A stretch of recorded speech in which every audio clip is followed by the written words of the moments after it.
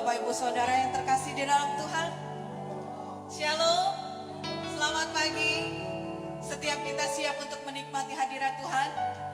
Haleluya. Saya undang untuk bangkit berdiri. Kita akan siapkan hati kita. Oh Yesus, terima kasih Tuhan.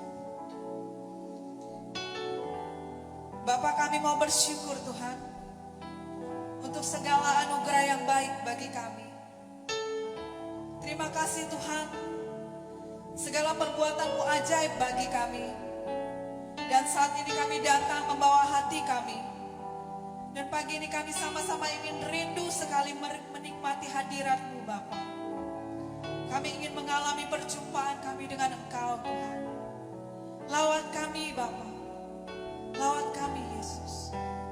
Layakan kami Tuhan untuk memuji dan memuliakan Engkau. Kuduskan kami Bapa, supaya kami boleh lebih lagi Tuhan menikmati hadirat. Terima kasih Yesus. Saya mengajak saudara untuk bersyukur, mengucap syukur buat segala anugerah Tuhan sepanjang hidup. Terima kasih Tuhan, terima kasih Yesus. Terima kasih Yesus, terima kasih. Kami tahu Tuhan, walaupun segala musim berganti, tapi tetap dalam perlindungan Engkau. Kami ingin tetap selalu ada di dalam hadirat-Mu. Yes, Yesus, terima kasih Tuhan Yesus. Haleluya Yesus. Silakan duduk kembali. Musim akan selalu berganti, kasih Tuhan tetap abadi,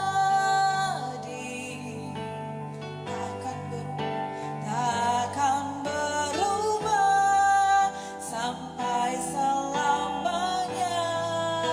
Ku tetap percaya. Mari sama-sama kita angkat pujian ini. Tuhan memberkati, ku yakin Tuhan melindungi. Burung di udara Tuhan pelihara, karena kasih-Nya. Mari angkat pujian ini dari awal. Musim akan selalu berganti, kasih Tuhan tetap abadi. Yes, Jesus, kami percaya Tuhan tak akan berubah sampai selamanya. Tetap percaya.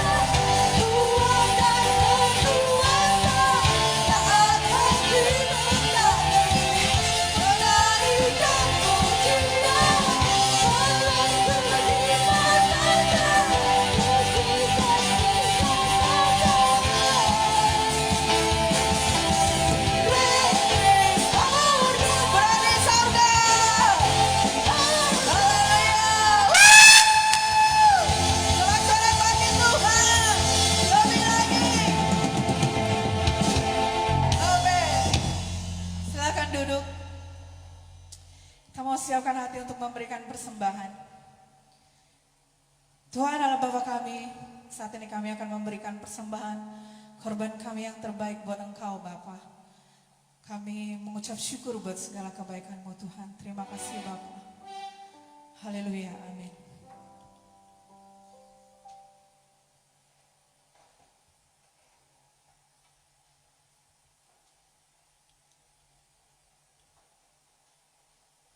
Orang Kristen pasti berbuah.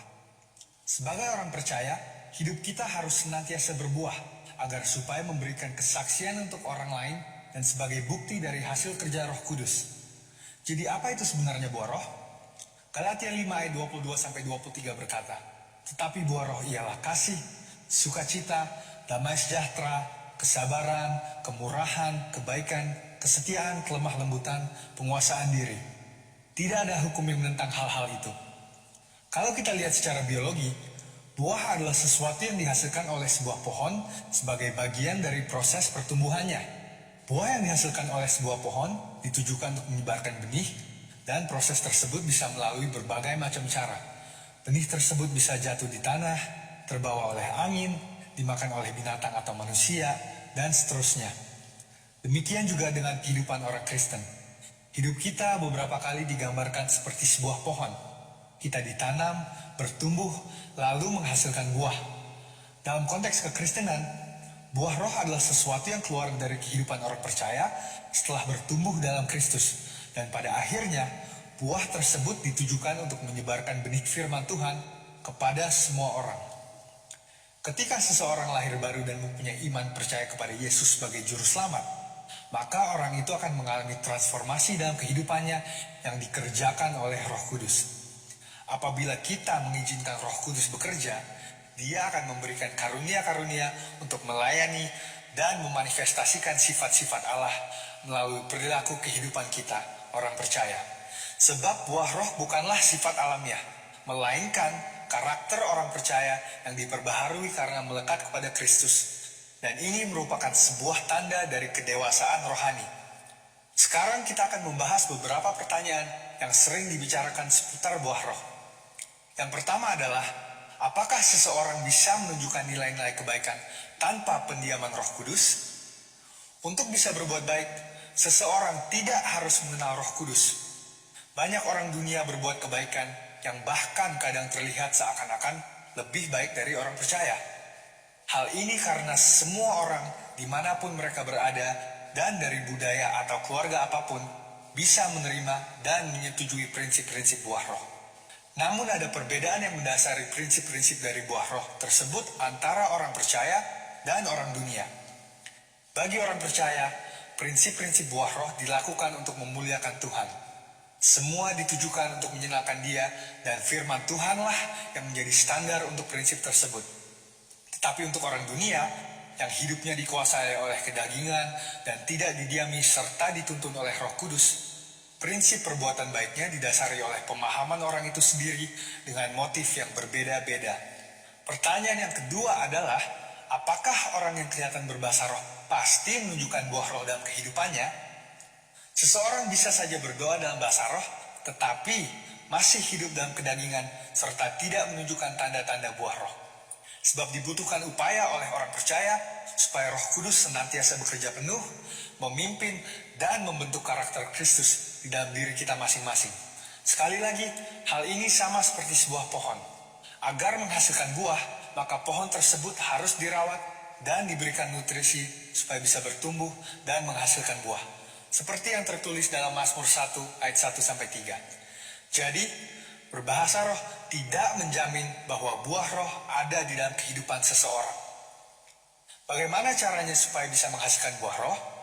Kita harus melakukan disiplin rohani seperti bersaat teduh, berdoa, berbahasa roh, merenungkan firman Tuhan, bersekutu dalam kul, ikut pelayanan, membantu orang percaya untuk dapat hidup dalam pimpinan Roh Kudus, dan memberikan pelajaran praktis sehingga mereka pun dapat menghasilkan buah roh dalam kehidupan mereka. Pertanyaan yang ketiga adalah, apa dampak buah roh dalam kehidupan orang percaya? Sama seperti buah yang berasal dari pohon tidak dimakan dan dinikmati oleh pohonnya sendiri, demikian juga halnya dengan buah roh. Buah roh yang dihasilkan oleh orang percaya ditujukan untuk membuat dampak kepada orang lain di sekitarnya. Rasul Paulus mengatakan bahwa orang yang menghasilkan buah adalah orang yang hidup sebagai anak-anak terang. Orang percaya yang menghasilkan buah roh pasti akan berdampak kepada orang lain di sekitarnya. Orang percaya dipanggil dan ditetapkan oleh Tuhan untuk menjadi terang yang dapat dilihat oleh orang lain. Jadi, tujuan akhir dari buah roh adalah supaya lebih banyak orang datang mengenal Tuhan Yesus akibat kesaksian hidup kita. Mari kita mengambil keputusan untuk terus menjaga dan merawat kehidupan rohani kita, supaya nanti pada waktunya, hidup kita juga menghasilkan buah untuk kemuliaan Tuhan. Saudara, untuk penjelasan lebih lengkapnya dari tim teologi kami, jangan lupa buka link yang ada di atas atau scan barcode yang tersedia. Selamat hari Minggu, Tuhan Yesus memberkati. Amin. Kita akan siapkan hati kita untuk firman Tuhan. Yes, Jesus.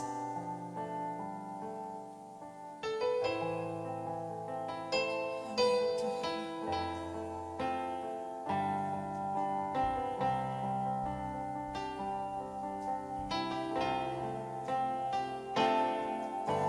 Firman-Mu berkata Kau besertaku,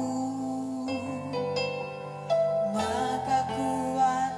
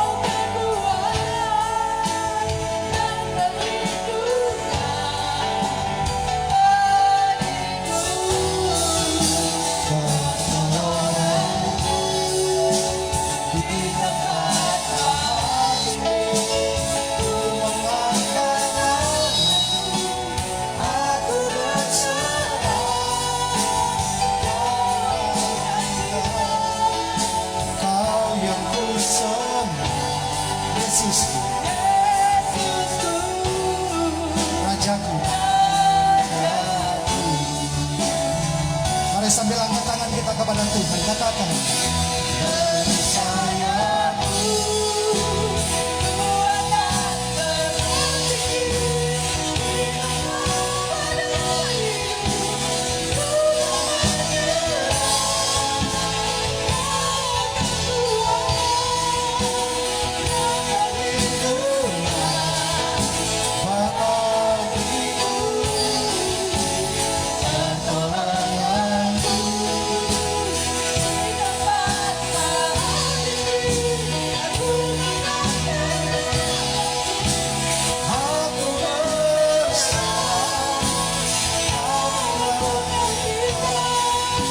sembah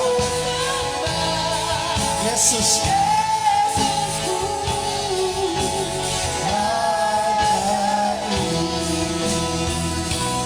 Bless the Lord, oh my soul, oh my soul. Worship Him. Sing like never before. Oh my soul, I worship your holy name. Mari kita katakan, bless the Lord, oh my soul.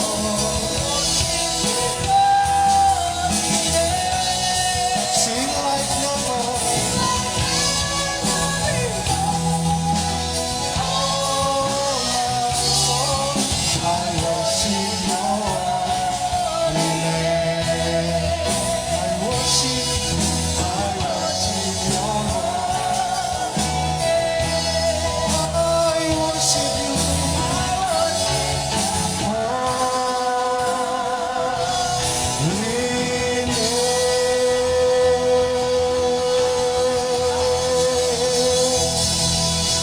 Berikan tepuk tangan sekali lagi meriah bagi Tuhan kita. Haleluya. Oh, terima kasih. Terima kasih. Terima kasih Tuhan Yesus. Terima kasih.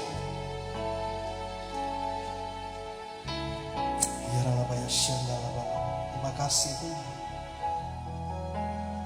Tuhan kami tuh hati kami ya Tuhan pagi ini. Terima kasih Tuhan. Di awal bulan daripada bulan Desember ini ya Tuhan. Dan bahkan kami sudah ada di akhir daripada tahun 2020. Bapak kami mau bersyukur ya Tuhan. Untuk semua kebaikan-Mu, semua perbuatan Tuhan, semua hal yang Kau nyatakan dalam hidup kami ya Tuhan. Terima kasih Tuhan, terima kasih Bapak. Kami bersyukur untuk pagi hari ini juga Tuhan. Di tengah-tengah daripada perkumpulan umat-Mu ini Bapak. Kami mau katakan terima kasih dan kami mau naikkan syukur pagi ini ya Tuhan. Biarlah besar kasih setia-Mu ya Tuhan yang Kau nyatakan di tengah-tengah kami. Dan kami bisa merasakan itu hari demi hari Engkau tuntun kami ya Tuhan. Dari awal tahun sampai kepada akhir tahun ini, terima kasih Tuhan. Dan kami akan akhiri juga di tahun ini. Bapa, kami tahu bahwa Engkau akan terus menyertai kami ya Tuhan. Engkau tidak akan pernah meninggalkan kami. Karena kami tahu bukan kami yang mengasihi Tuhan, tapi Engkau yang lebih dulu mengasihi kami ya Tuhan. Engkau yang memberikan hidup-Mu, Engkau yang memberikan Tuhan semua yang patut untuk kami terima Tuhan, yang tidak layak kami terima ya Bapa. Dan kami bersandar kepada kemurahan-Mu ya Tuhan sepanjang hari. Dan kami percaya untuk tahun depan Engkau akan lakukan hal yang sama Tuhan. Itu kemurahan Tuhan yang akan terus berlipat-lipat ganda yang akan Kau nyatakan dalam hidup kami. Terima kasih Tuhan Yesus untuk kesehatan, untuk kekuatan, untuk umur panjang, untuk ya Tuhan semua hal yang sudah berkati dalam hidup kami Bapa. Terima kasih Tuhan Yesus. Mari buka tangan kita di hadapan Tuhan. Mari kita mulai bersyukur kepada Tuhan. Oh, Ralabaya Shanda. Terima kasih. Mari kita mulai bersyukur. Kita bersyukur Bapak Ibu. Yes. Ucapkan syukur untuk apa yang saudara sudah lakukan. Terima sepanjang tahun ini. Yes, Lord. Alright.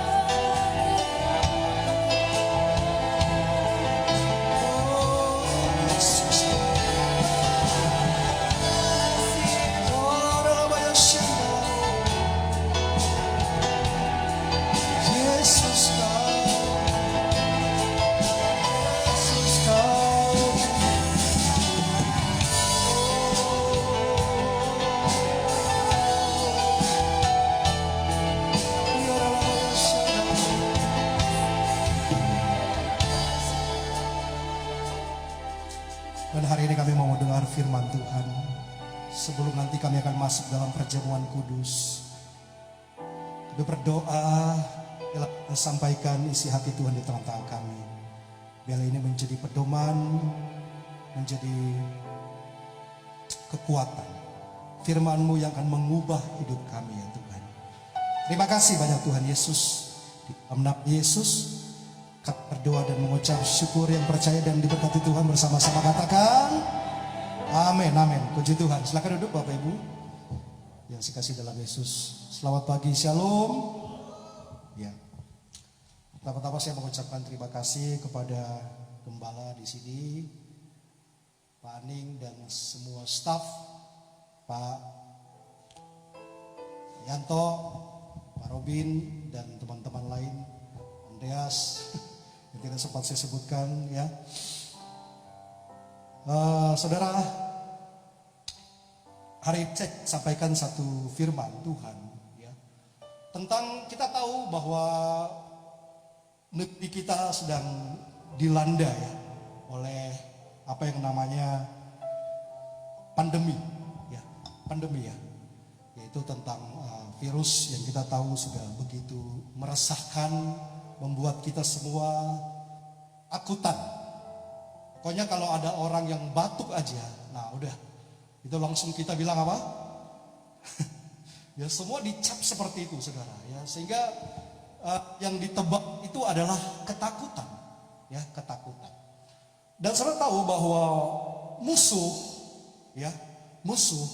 yaitu iblis itu sengaja sebetulnya menebarkan ketakutan yang demikian rupa saudara, sehingga bahkan gereja-gereja pun juga ya kita tidak ibadah untuk beberapa waktu lamanya, bukan berarti kita takut dan segala macam ya, saya yakin itu juga ada aturannya ya. Tapi ada begitu banyak orang percaya, orang Kristen ya, bahkan keluar rumah aja takut, dan masih banyak hal yang terjadi karena ketakutan itu sendiri. Nah Bapak Ibu yang saya kasih dalam Yesus, saya ingin kita lihat sama-sama hari ini dari Yohanes pasal 14 ayat 27 saudara, mengenai sesuatu yang Yesus katakan di dalam firman Tuhan. Dan ini yang disampaikan pada waktu Yesus ada di bumi ini, Yohanes 14 saudara. Di dalam ayat 27 ini coba kita baca sama-sama. 2, 3. Damai sejahtera kutinggalkan bagimu. Damai sejahteraku kuberikan kepadamu. Dan apa yang kuberikan apa? Tidak seperti yang diberikan oleh dunia kepadamu apa? Janganlah gelisah dan gentar hatimu. Nah kalau saudara baca baik dari ayat ini saudara, maka dikatakan damai sejahtera kutinggalkan. Kemudian dikatakan juga damai sejahteraku apa? Kuberikan kepadamu. Damai sejahteraku kuberikan kepadamu. Damai sejahtera siapa saudara? Ya, baca baik-baik ya. Damai sejahteraku, yaitu damai sejahtera yang berasal dari Tuhan. Lah rupanya ada damai sejahtera yang tidak berasal dari Tuhan.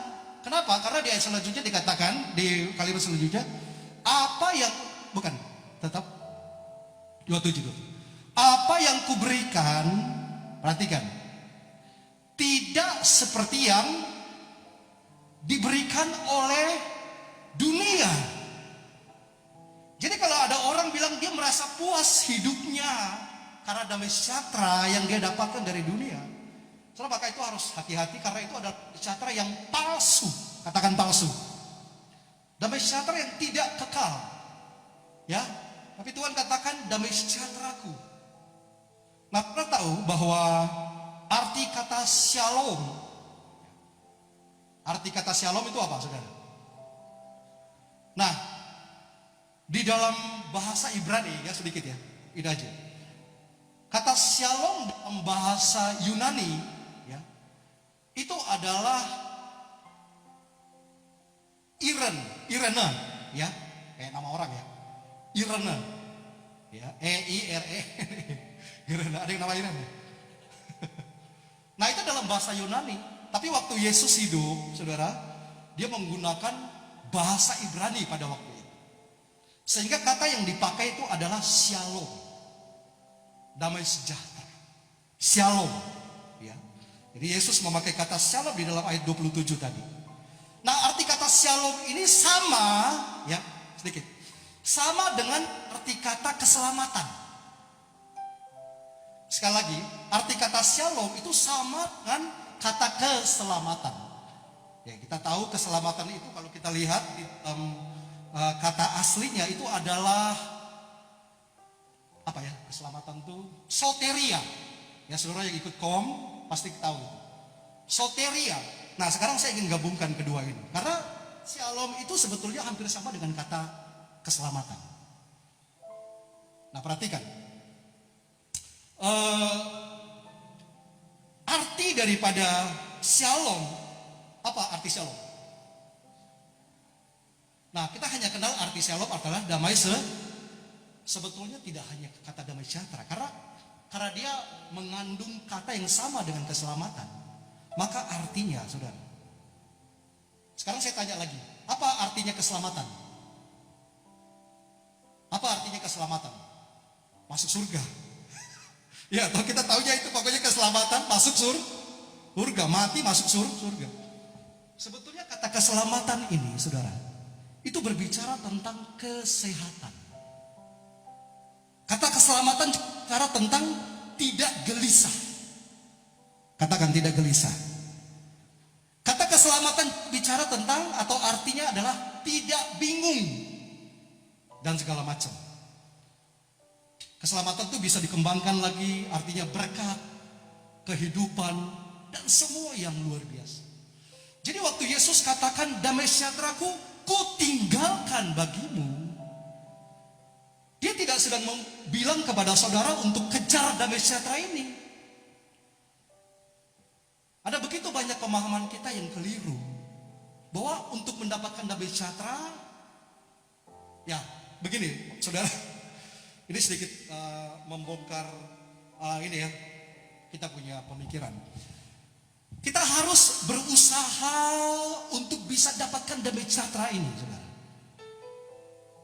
Padahal damai sejahtera ini sebetulnya tidak perlu diusahakan. Karena damai sejahtera ini sebetulnya dikatakan damai sejahteraku, ku berikan. Katakan ku berikan kepadamu. Kasih tahu sebelah kiri kanan, ku berikan kepadamu. Artinya kalau saya memberi sesuatu kepada seseorang, kepada Pak Yanto, Pak Yanto, terima. Artinya dia perlu berusaha nggak untuk dapatkan damai sejahtera? Kalau saya sudah kasih barang ini sama dia, apa ini? Tisu ya. Artinya perlu berusaha lagi nggak untuk mendapatkan ini? Nggak perlu. Pak, itu bisa terjadi karena damai sejahtera itu sudah diberikan. Nah, kita hidup di dalam sesuatu yang kadang-kadang kita perlu usahakan. Kita perlu perjuangkan. Ya, sebagai orang Kristen, kadang-kadang kita pikir, kok aku kayaknya belum selamat nih. Nah, kita perjuangkan. Kita usahakan terus. Saudaraku yang saya kasih dalam Yesus ya. Jadi kata ini adalah mengandung arti kesehatan, tidak gelisah, tidak bingung dan segala macam.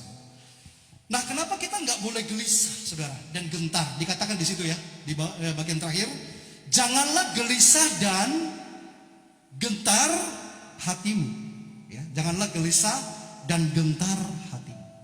Saya tanya sama saudara, ya ini masih terkait nih, satu ayat ini masih saling berkait satu sama lain. Menurut saudara, kenapa kita nggak boleh gelisah dan gentar hati kita? Why? Kenapa? Halo? Apa kita nggak boleh gelisah dan gentar? Kenapa? Karena kalau saudara gelisah dan gentar, itulah yang menghalangi damai sejahtera masuk dalam hidup. Yang kita pikirkan tuh sesuatu yang susah terus. Yang kita pikirkan tuh sesuatu yang rumit terus. Nah saudara, waktu saya persiapkan ini, saya dalam kondisi benar-benar merentak badan aku ini. Saya tuh, cuman saya punya pengalaman ya. Tiap kali saya dalam pelayanan atau apa, kalau saya lagi dalam kondisi begini, nggak boleh dibawa ini, ya. Saya bilang biasanya sih saya kalau cold bebasnya jadi tegar gitu.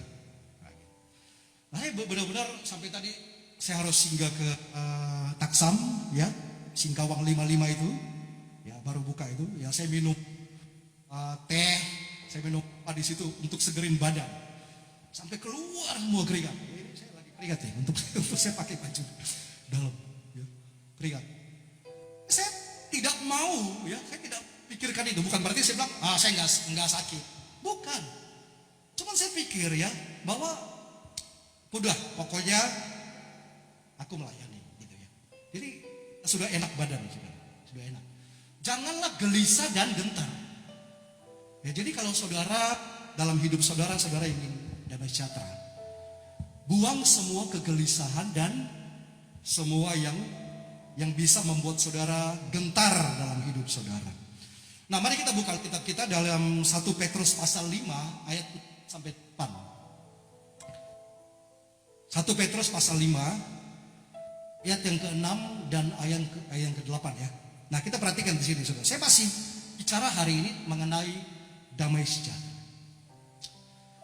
Yuk kita baca 2-3. Karena itu rendahkanlah dirimu di bawah tangan Tuhan yang kuat, supaya kamu ditinggikan pada waktunya. Serahkanlah segala kekhawatiranmu kepadanya, sebab Ia yang memelihara kamu. Sadar dan berjaga-jagalah. Lawanmu si iblis berjalan keliling sama seperti singa yang mengaum-ngaum dan mencari orang yang dapat ditelannya. Ya, perhatikan ada kata-kata bagian terakhir, orang yang bisa ditelan. Ya. Iblis berjalan keliling mencari orang yang dapat ditelan. Berarti ada orang yang tidak dapat ditelan. Logikanya begitu kan? Kalau ada orang yang bisa ditelan, berarti ada yang tidak dapat Nah, sekarang saya tanya sama saudara, menurut saudara siapa yang tidak bisa ditelan? Ayo. Kenapa? No, di ayat ini. Lihat aja di sini. Ada jawabannya. Jawabannya ada di mana? Di ayat yang ke-7. Apa ayat yang ke-7 mana? Nah,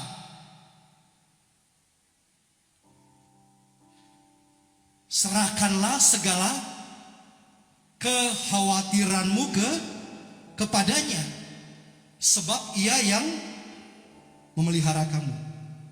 Siapa yang tidak dapat ditelan, saudara? Tolong dijawab. Ternyata orang yang bisa ditelan, ya, adalah tipe orang yang penuh dengan kekhawatiran dan kegelisahan. Kalau saudara hidupnya mulai khawatir, mulai gelisah, mulai bingung, mulai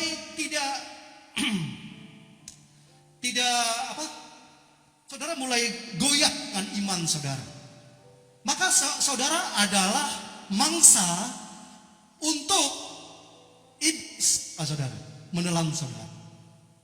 Ya, jadi orang yang tidak bisa ditelan, sekali lagi, adalah orang yang tidak khawatir. Iblis itu keliling. Maksudnya keliling itu ngapain sih?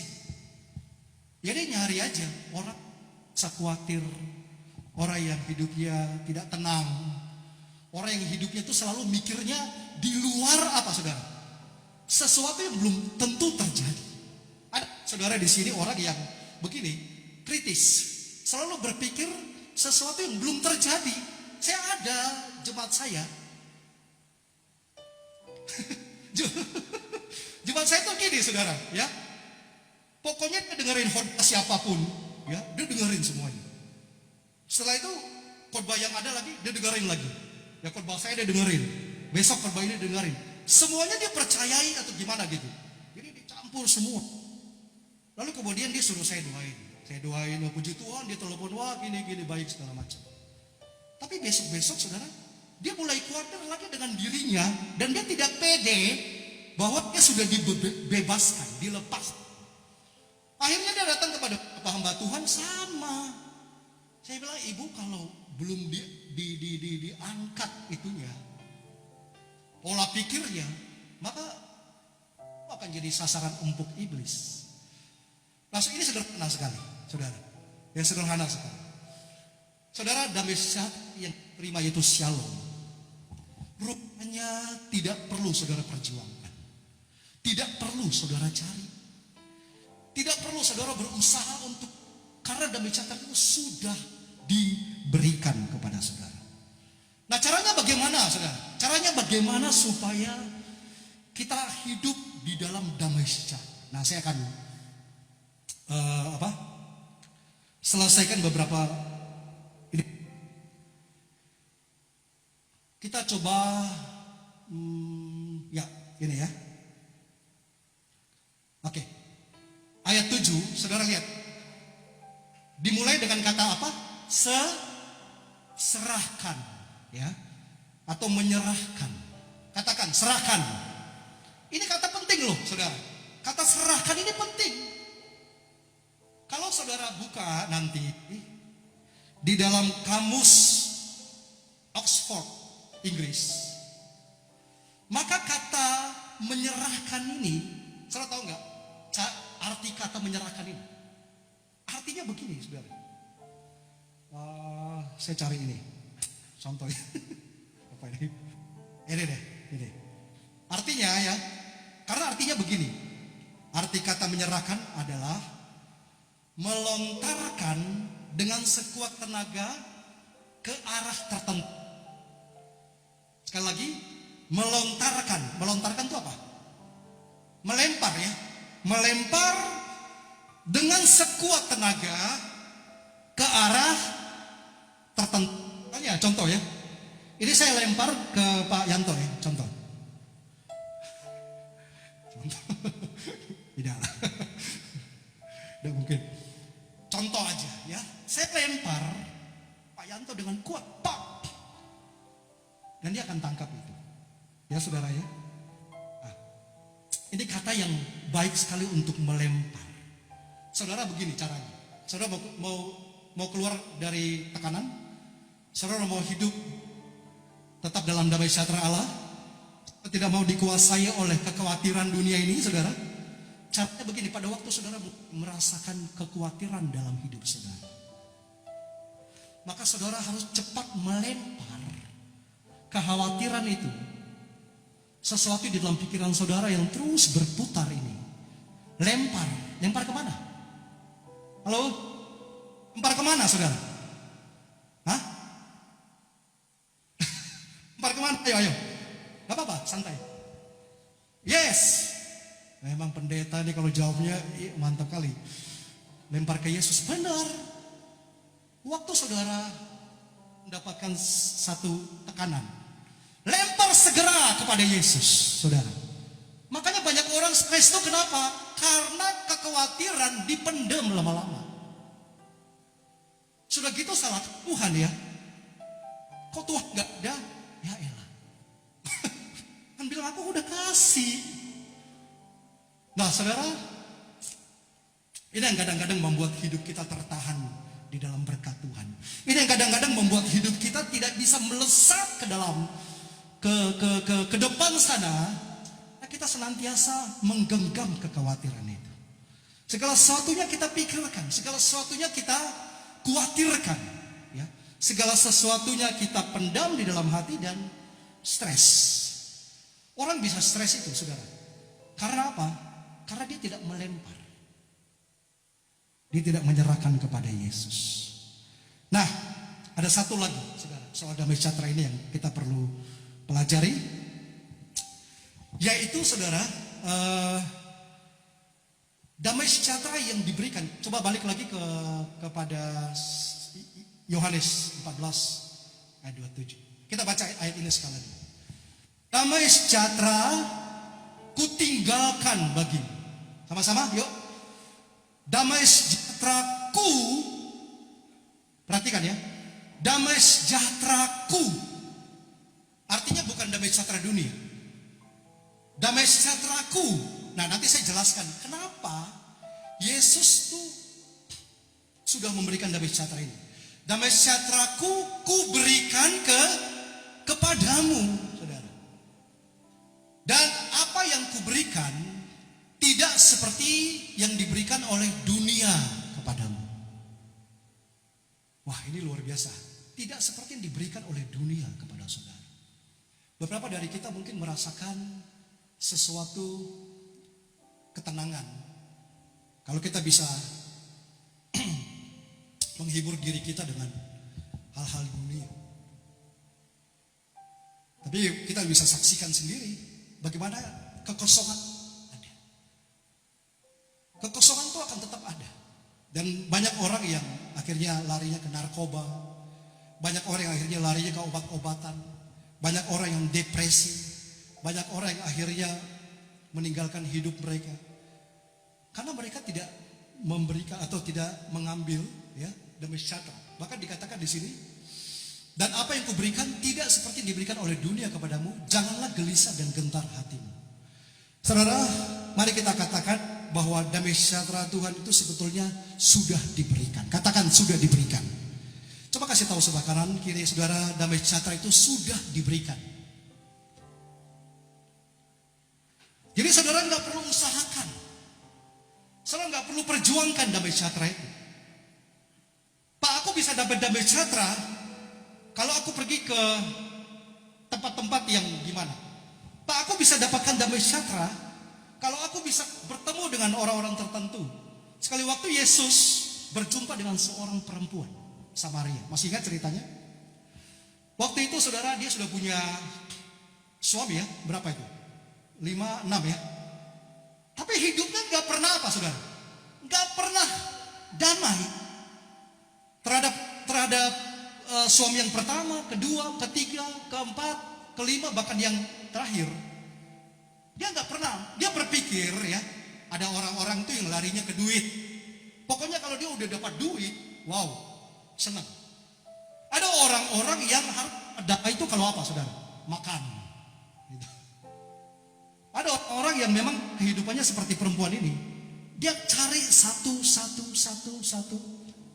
Dia pengen cari di mana dia bisa dapatkan damai sejahtera dari beberapa pria. Tapi sampai yang terakhir, dia nggak dapat. Rupanya dia perlu satu pria lagi, saudara. Dan dia bertemu di sumur itu. Dan pria itu namanya siapa? Yesus. Begitu dia ketemu dengan Yesus, oh Yesus nggak pernah bongkar dosa orang. Yesus nggak pernah berikan orang jadi takut untuk cerita sesuatu. Yesus adalah tipe yang terbuka. Dia tidak pernah bongkar dosa orang. Makanya awal perjumpaan dia dengan perempuan ini, mereka hanya ngobrol biasa. Ngobrol biasa. Dan akhirnya apa yang terjadi saudara? Perempuan ini akhirnya bicara bahwa tepat katamu, engkau adalah seorang nabi. Saudara, hari itu mengubah hidup wanita ini. Dan bukan hanya hidupnya, dia pulang ke rumahnya dan dia cerita semua pengalaman itu saudara. Dan Alkitab katakan, membawa sejumlah besar orang datang ke Yesus. Saudara, Yesus sudah tahu. Kita tidak tahu setelah pandemi ini apa yang akan terjadi lagi. Kita nggak akan pernah tahu itu, saudara. Ya virus ini apa segala macam. bermutasi apa segala macam. Nggak usah pusing. Nggak usah pusing, saudara. Harus cari obat ini, obat itu segala macam. Jaga diri, tapi pastikan damai sejahtera itu selalu tinggal dalam hati saudara. Karena itu yang akan menyelamatkan saudara. Katakan amin. Nah, yang terakhir saudara ya, yang terakhir. Saudara, siapa yang sudah pernah nonton film The Passion of the Christ? Kita semua pasti sudah nonton itu. Nah, saudara, di film ini, Bapak Ibu, di film ini diceritakan bahwa bagaimana tubuh Yesus itu dihancur luluh lantakan dengan penganiayaan. Loh, ada yang pernah ke Israel? Ada yang sudah pernah ke Israel? Coba saya pengen. Yang pengen ke Israel? Nah, kalau saudara lihat nanti di sana ya, itu saya nggak tahu lah pengalaman itu apakah memang terjadi seperti itu. Tapi kalau kita lihat benar-benar lubang penyiksaan itu, wah sadis sekali. Sadis. Film yang disutradarai oleh Mel Gibson ini, saudara. Kabarnya dia nanti mau bikin satu film lagi. Judulnya apa ya? Itu tentang kebangkitan Yesus. Dia sedang persiapkan itu mungkin tahun depan.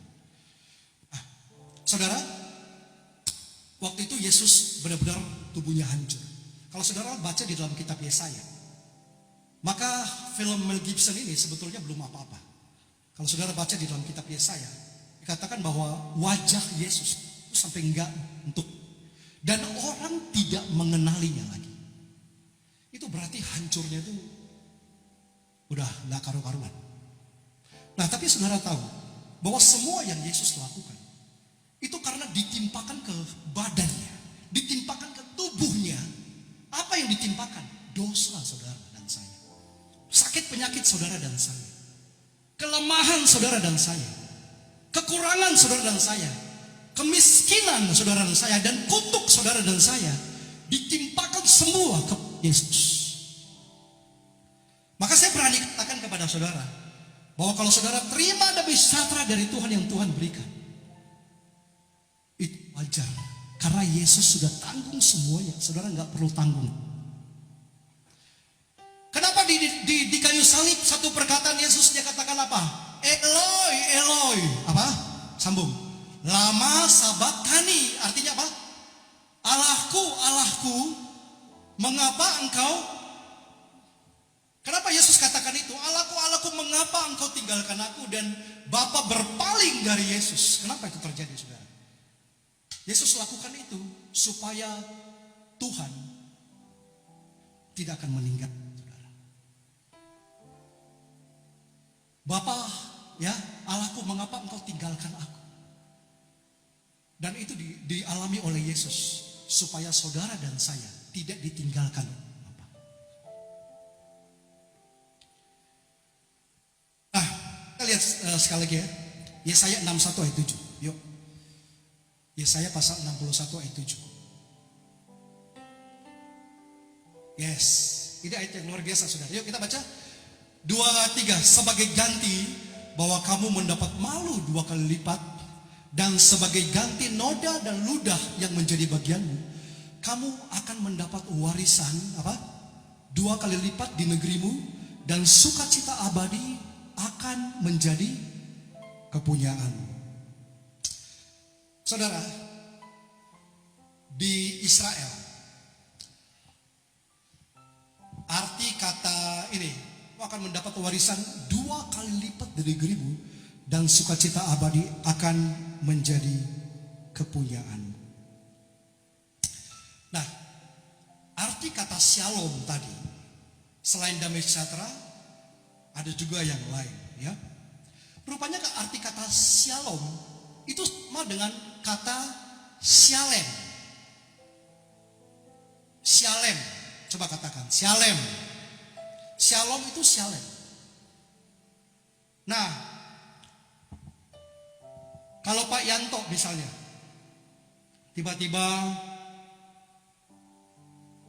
dia kasih pengumuman, contoh dia bilang hari ini pulang dari sini Bapak Ibu nggak perlu cari makan siang. Silakan turun ke bawah. Kemana? Misua Papa, makan gratis galo. Gratis galo. Artinya gratis galo itu apa, saudara? Artinya? Hah? Ayo ya keras dong. Hah? Apa artinya? Ya ini Pak Yanto yang bilang kan. Ya pokoknya nanti habis dari sini. Ya. Tapi benar ya kakek. Apa enggak? Ah iya turun ke bawah biar DOD maksudnya. Nah Pak Yanto bilang begini ya. Nggak usah bayar. Itu artinya saudara. Dia sudah bayar. Makan gratis ya. Artinya dia sudah bayar. Saudara tahu nggak apa artinya? Di Israel ya. Arti kata itu adalah anime shalem. Anime shalem. Coba katakan anime shalem. Anime shalem itu artinya saat sudah bayar. Jadi arti kata shalom artinya saya sudah bayar kata Yesus. Saudara dan saya perlu lagi cari damai sejahtera di luar. Karena Yesus sudah bayar untuk saudara. Katakan amin.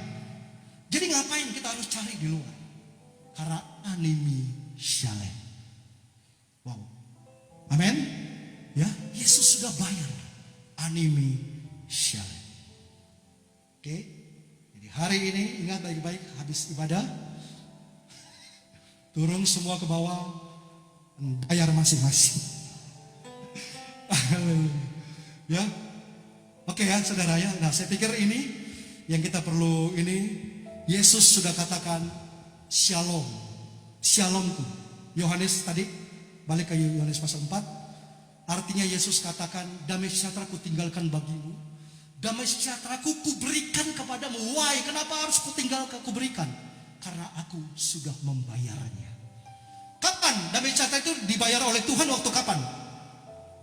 Waktu Yesus tergantung di atas kayu salib. Dia tukar semua kesalahan saudara dengan kebenaran. Dia tukar semua sakit saudara dengan yang namanya kesembuhan. Dia tukar kekurangan-kekurangan saudara dengan berkat yang melimpah. Dan hari ini kita tinggal di dalam damai sejahtera yang diberikan oleh Tuhan kepada kita. Katakan amin. Waktu saudara datang ke gereja, waktu saudara datang kepada, saudara nggak cari damai sejahtera, tapi saudara ambil damai sejahtera itu. Nggak perlu cari, saudara. Waktu saudara di rumah, damai sejahtera itu tersedia bagi saudara di sana. Waktu saudara ada di toko, di usaha, damai sejahtera itu ada di situ. Dan itu sudah menjadi milik saudara. Itu hidup tuh jangan stres, jangan gelisah, jangan khawatir. Karena itu pintu masuk iblis untuk menghancurkan saudara. Ya sekarang saudara sudah tahu kuncinya. Damai sejahtera itu berasal Tuhan dan sudah diberikan kepada saudara. Berikan tepuk tangan bagi Yesus. Haleluya. Mari kita berdiri bersama. Kita mau masuk di dalam perjamuan kudus ya.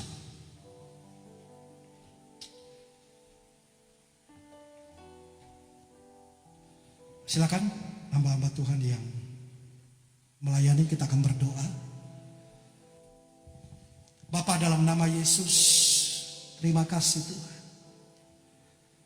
untuk damai sejahtera yang Kau berikan kepada kami umat-Mu, yang kami terima daripada Tuhan. Terima kasih Tuhan, bila hari ini kami mau mengikatkan damai sejahtera itu di dalam perjamuan kudus ya Tuhan. Bila kami satu dengan Tuhan, kami satu dengan sesama kami Tuhan. Terima kasih Kau berkati hamba-hamba-Mu yang akan melayani Tuhan. Dalam nama Yesus kami berdoa dan mengucap syukur. Haleluya. Amin. Kemurahan-Mu lebih dari hidup, kemurahan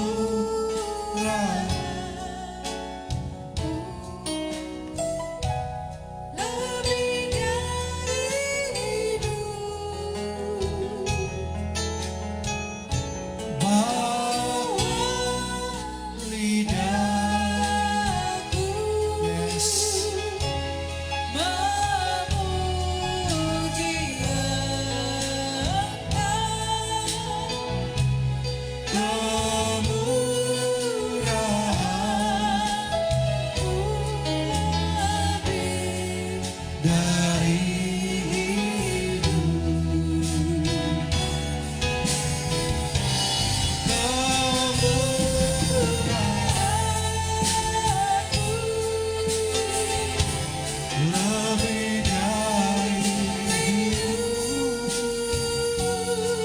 Yes Lord.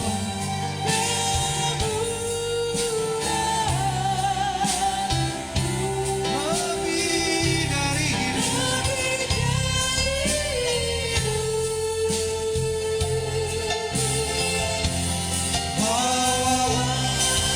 Mari siapkan perjamuan saudara.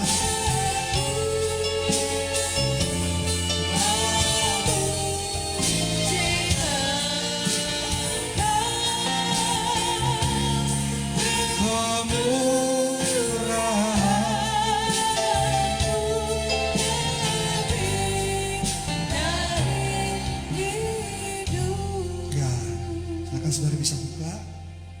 Ada ayat-ayatnya ya, boleh dibaca sendiri. Ada yang mau foto silakan, biasanya kan rame gitu ya. Ya, kita siapkan. Yesus Tuhan. Mari kita angkat roti di tangan kanan kita. Sebab apa yang telah kuteruskan kepadamu telah aku terima dari Tuhan. Yaitu pada malam waktu ia diserahkan mengambil roti. Sesudah itu ia mengucap syukur atasnya, ia memecah-mecahkannya dan berkata, inilah tubuhku yang diserahkan bagi kamu. Perbuatlah ini menjadi peringatan akan aku.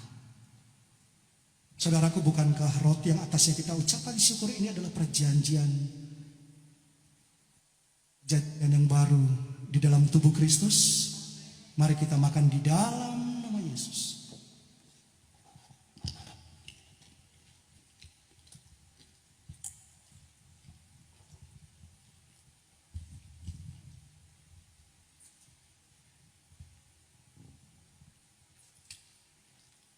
Kita angkat roti, kita angkat anggur ya, dengan kedua tangan juga boleh.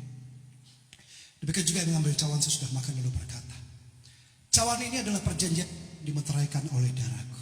Perbuat setiap kali kamu meminumnya menjadi peringatan akan aku. Saudaraku, bukankah cawan yang atasnya kita ucapkan syukur ini adalah persekutuan dengan darah Kristus? Mari kita minum di dalam nama Yesus dengan iman. Mari kita berdoa.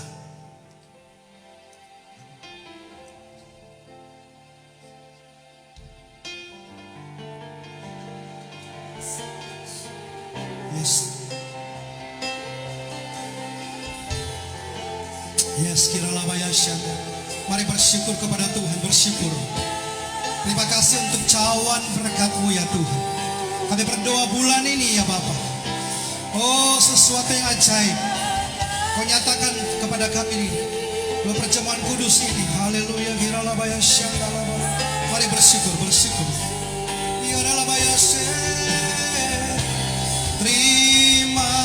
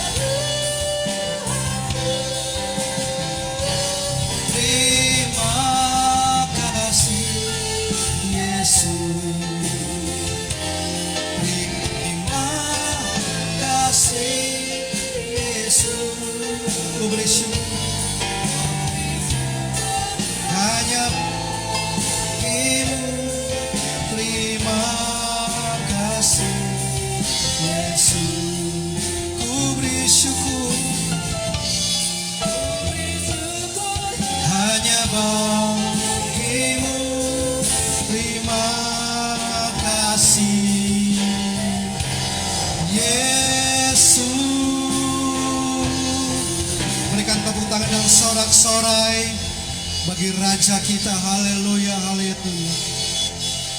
Kita siapkan hati kita untuk juga akan memberikan persepuluhan. Bagi Bapak Ibu yang sudah mempersiapkan amplop, kita akan angkat dan kita akan berdoa sekali lagi. Firman Tuhan katakan dalam Maliaki 3 ayat 10, bawalah seluruh persembahan persepuluhan itu dalam rumah perbendaharaan, supaya ada persediaan makanan di rumahku, dan ujilah aku firman Tuhan semesta alam, apakah aku tidak membukakan bagimu tingkap-tingkap langit dan mencurahkan berkat kepadamu sampai berkelimpahan. Aku akan menghardik bagimu belalang pelahap, supaya jangan dihabisinya hasil tanaman, dan supaya jangan pohon anggur di padang tidak berbuah bagimu. Firman Tuhan semesta alam. Firman Tuhan juga katakan, segala berkat ini akan datang kepadamu dan menjadi bagianmu jika engkau mendengarkan suara Tuhan Allahmu. Diberkatilah engkau di kota, diberkatilah engkau di ladang, diberkatilah buah kandunganmu, hasil bumimu dan hasil ternakmu, yakni anak lembu sapimu dan kandungan kambingmu. Diberkatilah bakulmu dan tempat adonanmu. Diberkatilah engkau pada waktu masuk dan diberkatilah engkau pada waktu keluar. Bapakku berdoa, Tuhan, biarlah engkau akan angkat kami menjadi kepala dan bukan ekor. Setiap apa yang kami kerjakan dengan tangan kami dibuat Tuhan berhasil. Kami terima damai sejahtera Tuhan dan shalom itu hari ini. Dalam nama Yesus sama-sama katakan, amin.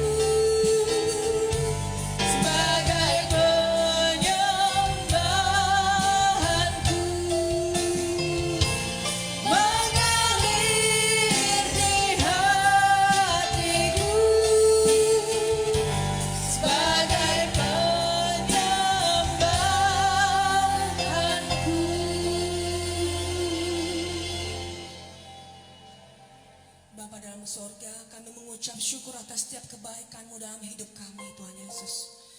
Pagi hari ini Tuhan, kami mau berdoa bersama-sama Tuhan. Kami mau berdoa Tuhan untuk pimpinan kami Tuhan, Pendeta Niko Tuhan Yesus. Engkau memberkati dia Tuhan, Engkau memberkati Tuhan keluarganya, Engkau memberkati Tuhan setiap wakil-wakilnya Tuhan, setiap pelayan-pelayan-Mu ya Tuhan Yesus. Biarlah kasih karunia daripada Engkau melekat dalam kehidupannya, melekat atas gereja-Mu ini ya Tuhan Yesus. Kami juga berdoa Tuhan untuk Pak Aning Tuhan, untuk GBI PCC Tuhan. Engkau memberkati Pak Aning dengan kekuatan daripada Engkau Tuhan Yesus. Kasih sayang daripada Engkau melekat dalam kehidupannya. Istri dan anak-anak yang Engkau memberkati Tuhan. Pelayan yang Engkau memberkati Tuhan. Engkau nyatakan tanda-tanda-Mu yang ajaib Tuhan Yesus. Kami juga mau berdoa Tuhan untuk Pak Budiman Tuhan, untuk manajemen gereja ini Tuhan Yesus, tempat ini ya Tuhan Yesus. Kami juga mau berdoa Tuhan untuk pemilik tempat ini Tuhan. Mari Allah Roh Kudus Engkau memberkati mereka Tuhan. Engkau berikan roh takut akan Tuhan lebih lagi Tuhan. Kasih sayang daripada Engkau Tuhan, kasih-Mu Tuhan mengalir dalam kehidupan mereka. Biarlah Tuhan melalui gereja-Mu di tempat ini Tuhan, mereka boleh mengenal Engkau secara pribadi. Nyatakan shalom-Mu Tuhan, nyatakan shalom-Mu Tuhan atas mereka Tuhan. Dan biarlah Engkau memerintahkan mereka untuk memberkati kami Tuhan, GBI PCC yang di Palembang Tuhan Yesus. Kami percaya Tuhan, kasih dan kuasa-Mu cukup dalam kehidupan mereka Tuhan Yesus. Kami juga berdoa Tuhan untuk jemaat-Mu Tuhan, GBI PCC Tuhan. Engkau tahu Tuhan setiap pergumulan anak-anak-Mu di tempat ini Tuhan Yesus. Kami angkat tangan di hadapan Engkau Tuhan. Kami bawa Tuhan jemaat-jemaat-Mu ke dalam tangan-Mu Tuhan. Oh Rabashikia Rabaya Rabaya Rabashikia. Biarlah Tuhan tambah hari Tuhan, anak-anak-Mu di GBI PCC Tuhan, tambah hari, tambah mengenal Engkau secara pribadi Tuhan. Tambah hari Tuhan, mereka akan lebih lagi mendengarkan Engkau Tuhan. Tambah hari Tuhan, roh takut akan Tuhan melekat dalam kehidupan anak-anak-Mu. Kasih sayang daripada Engkau melekat dalam kehidupan kami semua ya Tuhan. Semuanya diberkati Tuhan dalam nama Tuhan Yesus. Tidak ada yang sakit, semuanya sehat, semuanya sembuh, semuanya sembuh sempurna. Dan tidak ada yang miskin di antara kami Tuhan. Semuanya diberkaya dalam nama Tuhan Yesus. Semuanya mengenal Tuhan Yesus secara pribadi. Yang buta boleh melihat,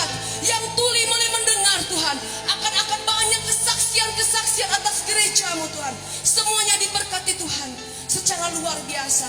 Terima kasih ya Tuhan Yesus. Haleluya Tuhan Yesus.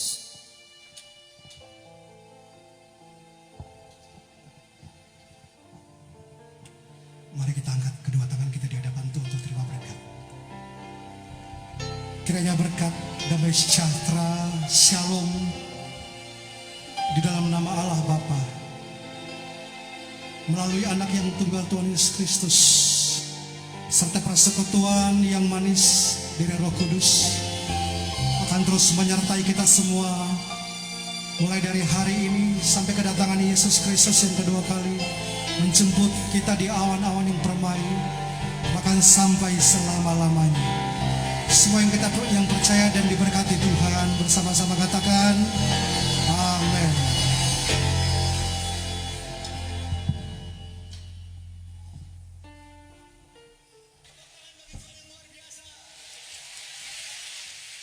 Selamat hari Minggu, Tuhan Yesus memberkati. Dan sedikit